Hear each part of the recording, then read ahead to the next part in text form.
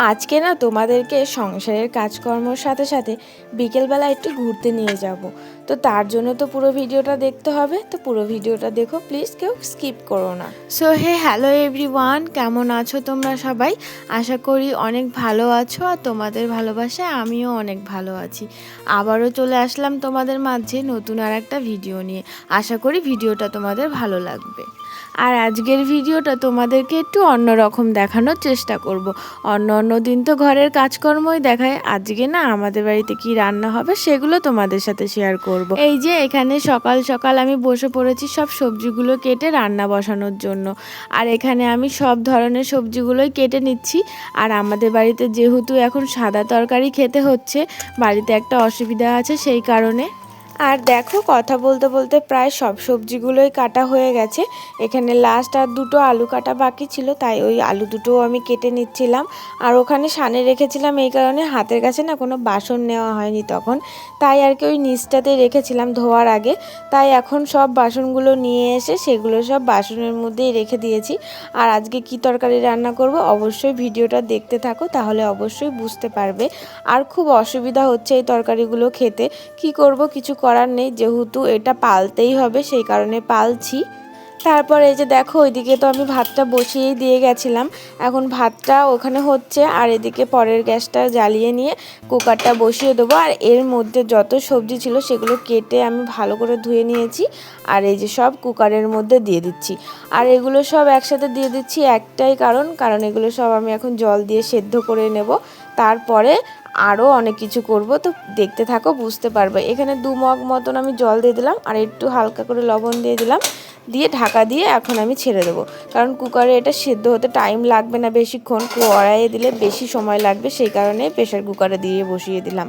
তারপর ওইদিকে ভাতটা দেখি যে অনেকটাই হয়ে এসেছে, তারপরে ভাতে কিছুটা জল দিয়ে একটু পরে গ্যাসটা অফ করে দেবো, ভাতটা একটু হালকা ফুটে আসলেই।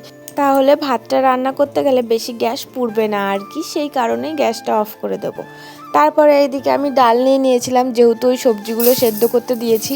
একসাথে সবগুলো সেদ্ধ করতে দিলে কি ডালটা খুব গলে ক্ষীর হয়ে যায়, সেই কারণে ডালের দানা দানা আর ভাবটা থাকে না। আর মটরের ডালে না দানা দানা ভাবটা না থাকলে একদমই ভালো লাগে না।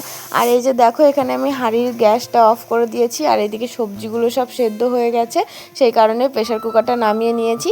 চলো এবার প্রেশার কুকারে যত গ্যাস আছে সেগুলো বের করে দিই, বের করে সবজিগুলো ঢেলে নিতে হবে। তারপরে এইদিকে গ্যাসটা যেহেতু অফ ছিল, আমি হাঁড়ির গ্যাসটা অফ করে রেখেছিলাম, সেটা জ্বালিয়ে দিলাম।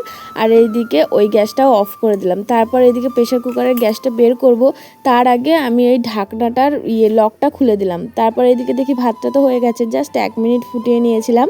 নেওয়ার পর এই যে ভাত হয়ে গেছে, চলো ফ্যানটা গেলে নিই। ফ্যান গালা হয়ে গেলে তারপরে গিয়ে প্রেশার কুকারে গ্যাসটা বের করব। তার আগে এই যে ফ্যানটা ভালো করে গেলে নিলাম। আর এদিকে এই গালানিটা থাকলে খুব সুবিধা হয় আর কি, ফ্যানের হাঁড়ি আমাকে ধরে থাকতে হয় না, কোনো রকম ওটা লাগিয়ে দিলেই হয়ে যায়। তারপরে এই যে এসে এখানে আমি প্রেশার কুকারের গ্যাসটা বের করে নিচ্ছিলাম, আর একটা বাটির ওপর চাপিয়ে নিয়েছিলাম, নাহলে সব জলগুলো বেরিয়ে যাচ্ছিলো। আর এই যে একে একে সব আমি বের করে নিচ্ছিলাম আস্তে আস্তে করে। তারপরে পুরো ঢাকনাটা খুলে দেখি সবজিগুলো খুব ভালোভাবে সেদ্ধ হয়ে গেছে। তো দেখো ঢাকনাটা তো খুলে গেছে পুরো। আর এইদিকে দেখি সবজিগুলো সব একটা একটা গোটাই রয়েছে, একদম গলে ক্ষীর হয়ে যায়নি, কিন্তু সুন্দরভাবে সেদ্ধ হয়ে গেছে। প্রেশার কুকারের এই জিনিসটাই তো আমার খুব ভালো লাগে।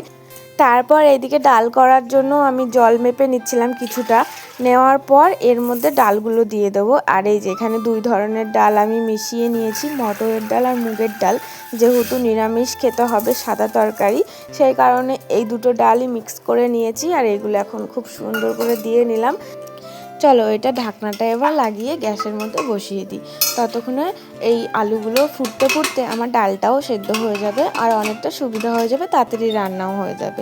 আর এই এক তরকারি রান্না যেহেতু, সেই কারণে না বেশি দেরি হয় না, এই টুকটুক করতে করতে ঠিকই রান্না হয়ে যায়। আর এই এক তরকারির জন্য না উনানেও যেতে ইচ্ছা করে না, গ্যাসেই রান্নাটা করে ফেললাম সকালবেলা। আর প্রচণ্ড মাথা যন্ত্রণাও করছিল সকালবেলাও, আজকে জানো না খুব গাড়াটা ভারী হয়েছিল, ঘুম থেকে উঠতেই পারিনি, খুব সমস্যা হচ্ছিল। তারপরে যে দেখো গ্যাসে চাপিয়ে দিয়ে নামিয়ে নিয়েছিলাম। এদিকে গ্যাসটা বের করে দিয়ে আর এই যে ডালটা এক সেদ্ধতে মানে একটা সিটি দিয়েছি, বেশি না, সেই কারণে বেশি টাইম লাগেনি আর কি। তারপরে এই যে ডালটা ঢেলে দিলাম আর এদিকে আলুগুলো তো অনেকক্ষণ ধরে ফুটিয়ে নিয়েছিলাম, তাই আলুগুলোও না ভালোভাবে সেদ্ধ হয়ে গেছে। আর এটা এখন ডালটা চাপিয়ে দিলাম, এখন আস্তে আস্তে ডালটাও হালকা হালকা করে সেদ্ধ হয়ে যাবে। অল্প আঁচে দিয়ে দিয়েছি, এরপর একটু চেখে দেখলাম লবণ টবণ ঠিকই আছে, কিন্তু পরে ভাত দিয়ে খেতে গিয়ে দেখি লবণটা না কম হয়ে গেছে। আমি একদমই লবণ বুঝতে পারি না, ঝালও বুঝতে পারি না যে ঝাল কম হয়েছে লবণ কম হয়েছে, একদমই বুঝতে পারি না। তারপরে এখানে আমি একটা ডাল ভালো করে গেলে দেখছিলাম ডালগুলো সুন্দর করে সেদ্ধ হয়েছে নাকি। তারপরে এই যে তরকারিটা নামিয়ে নিলাম। অনেকটাই তরকারি রান্না করেছি, যেহেতু এই একটাই তরকারি সবাইকেই খেতে হবে সেই কারণে। আর এই যে গ্যাসটা অফ করে দিলাম, চলো তরকারিটা ধুয়ে দিই। ভিডিওটা কেমন হয়েছে অবশ্যই বলো। আজকে রান্না বান্না এখানেই শেষ করলাম, এখানে আপাতত রান্না বান্না সব শেষ হলো, আর কোনো রান্না বান্না নেই। আর ইদানিং এই 15 দিন আমাদের এই রকম তরকারি খেতে হবে, আর এই সবই রান্না করতে হচ্ছে, যেহেতু এটা নিয়ম তো পালতেই হবে। তারপরে দেখো এই যে ভাত নিয়ে বসে পড়েছি খেতে। আর কেমন হয়েছে অবশ্যই বলো। ওখানে একটুখানি বাদাম বেটে নিয়েছিলাম, সেটাও আমি তোমাদেরকে দেখিয়ে দিলাম। আর বাদাম বাটাটা প্রথমে বাদামটা সেদ্ধ করে নিয়েছিলাম, তারপরে মিক্সারে বেটেছি, যেহেতু কড়াইয়ে টালা যাবে না, আবার তোমার শিলে বাটারও নিয়ম নেই, সেই কারণে সেদ্ধ করে তারপরে আমি মিক্সারে বেটে নিয়েছিলাম।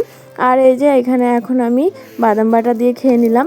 আর বাদাম বাটাটা দিয়ে অন্তত কটা ভাত খেতে পারি, নাহলে ওই তরকারিগুলো দিয়ে একদমই ভাত খেতে পারি না, খুবই অসুবিধা হয়, মানে খুবই কষ্ট হচ্ছে এই ভাতগুলো খেতে। যাই হোক, কয়দিন এই তো কাটিয়ে দেবো ঠিকই। তো ভিডিওটা আজকে আর বেশি বড় করলাম না, এইটুকুই রেখে দিলাম। কেমন হয়েছে অবশ্যই বলো। আর পুরো ভিডিওতে থাকার জন্য অসংখ্য ধন্যবাদ।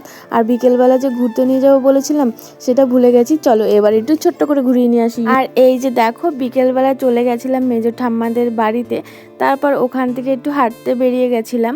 আর তোমরাই দেখতে পাচ্ছ কতটা অন্ধকার নেমে এসেছে, যেই কারণে এত একটু ঘোলা ঘোলা ভাব লাগছে।